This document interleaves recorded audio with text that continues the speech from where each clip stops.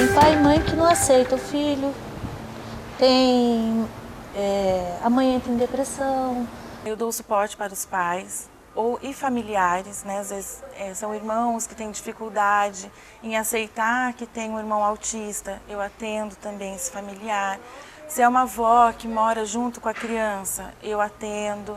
Não fica limitado somente aos pais, mas a gente coloca os pais porque quando eles recebem a notícia que a criança tem um autismo, a gente chama assim que eles sofrem um luto, né, da criança desejada e idealizada para a criança real, né, que tem o autismo. Então a gente trabalha nesse sentido, de dar esse suporte, de aceitação. Muitas vezes é um choque para eles, né? É um choque.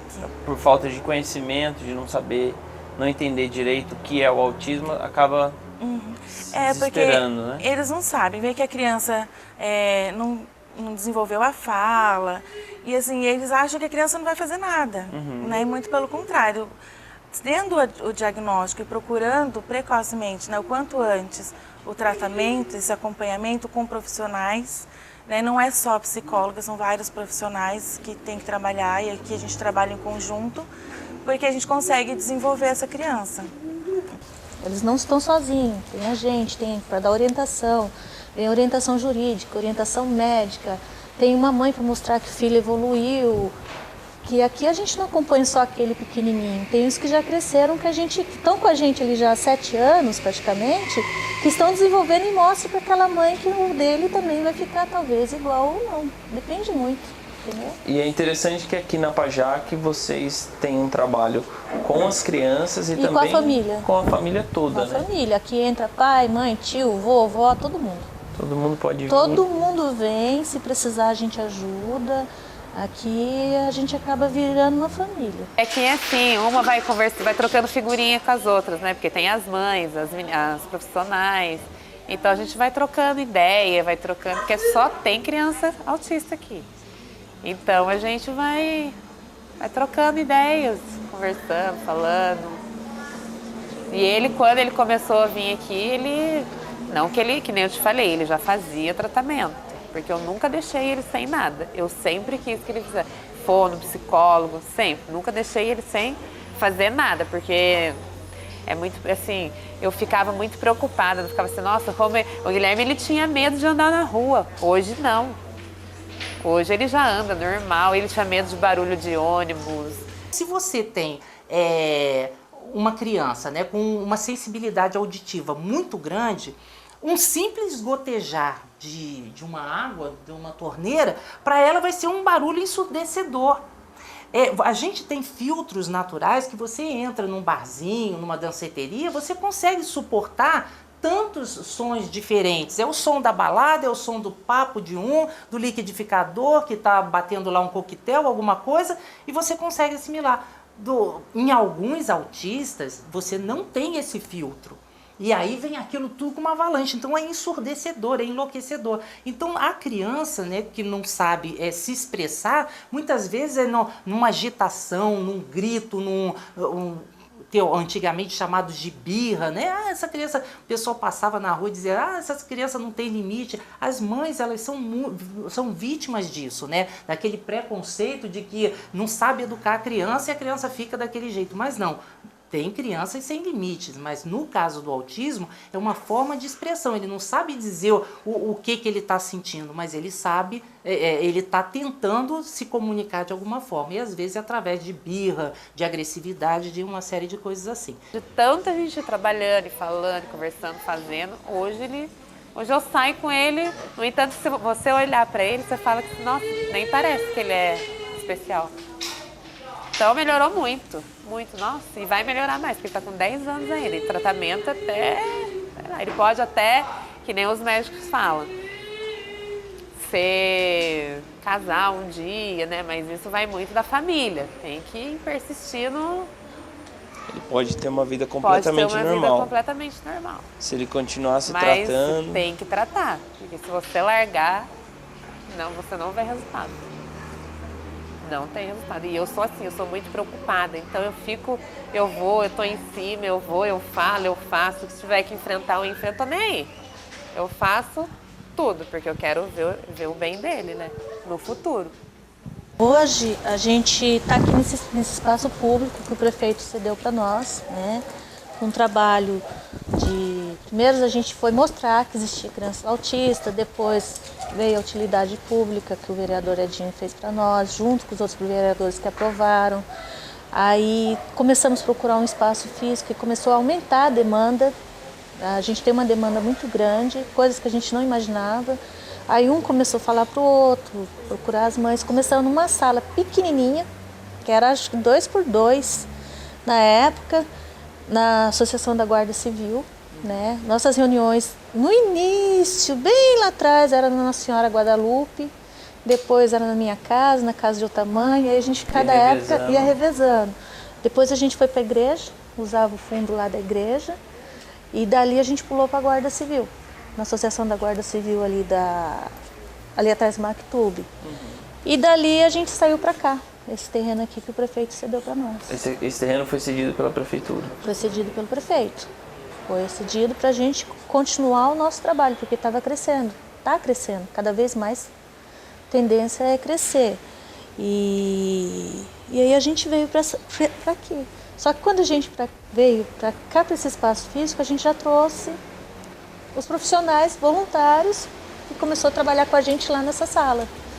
A gente revezava, um dia era um, outro dia era outro. Aqui também é revezado, porque são profissionais voluntários. Eles trabalham fora e doam um pouco do trabalho deles aqui. Então, existe uma grande dificuldade, mas graças a Deus tá fluindo.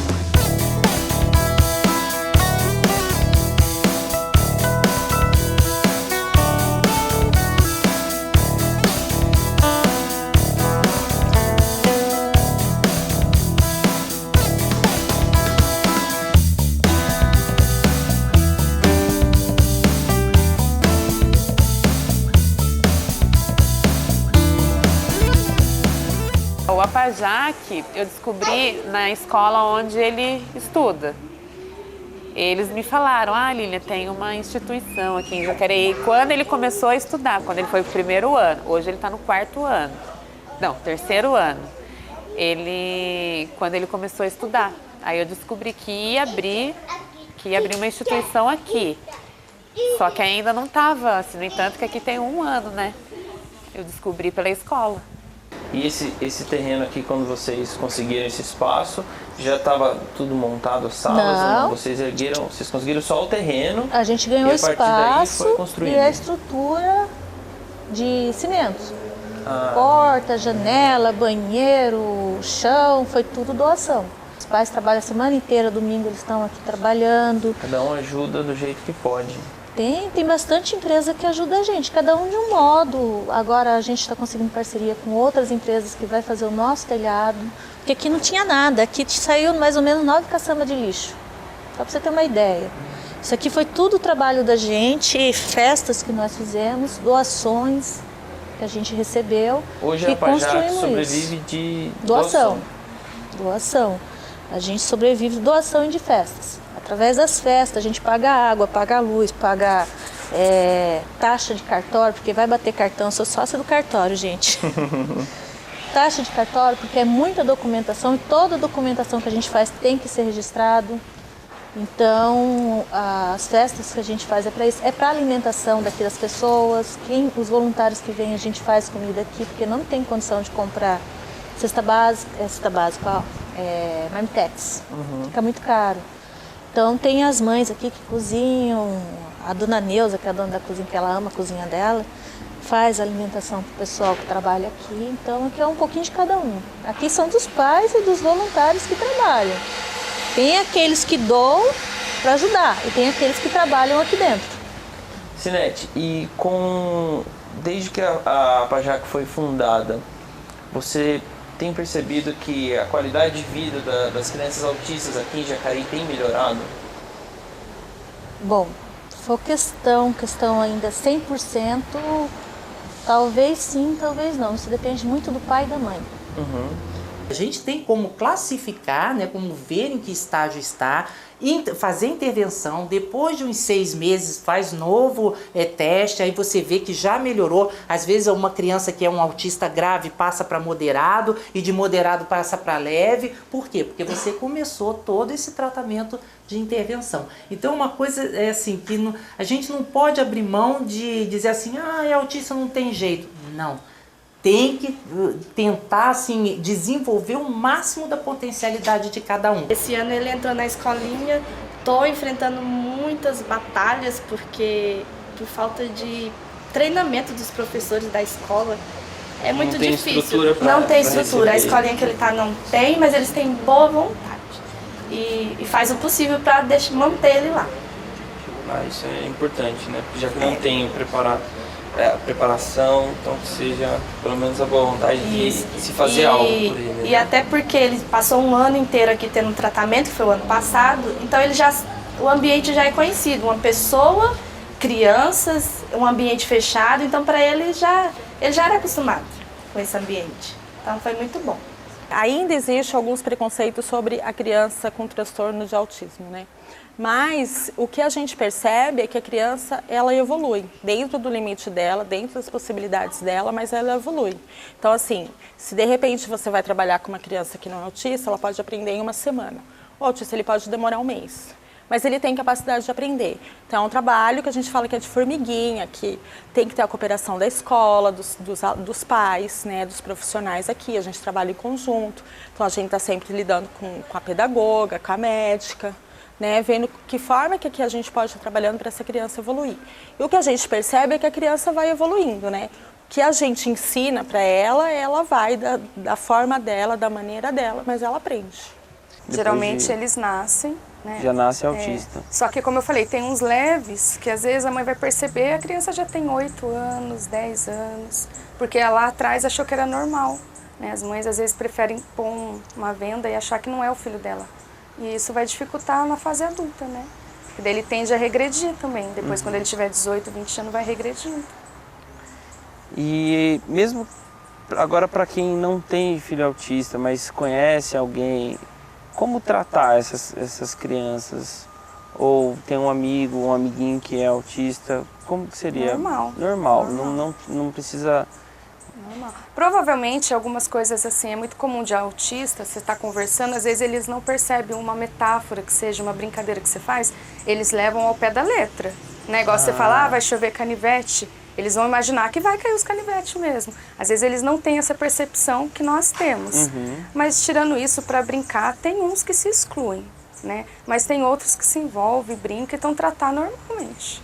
É lógico que se tem alguma dificuldade, vamos ver o que a gente pode fazer para essa dificuldade. Mas não vou excluir ele por ele ser autista. Tem que trazer para fora, assim, da gente. Tratar como qualquer outra criança. Porque eles são muito amorosos, deve ter percebido aí, eles gostam de carinho, gostam de atenção, como qualquer outra criança gosta. Elas chegaram, deram um beijo, abraçaram. É muito legal.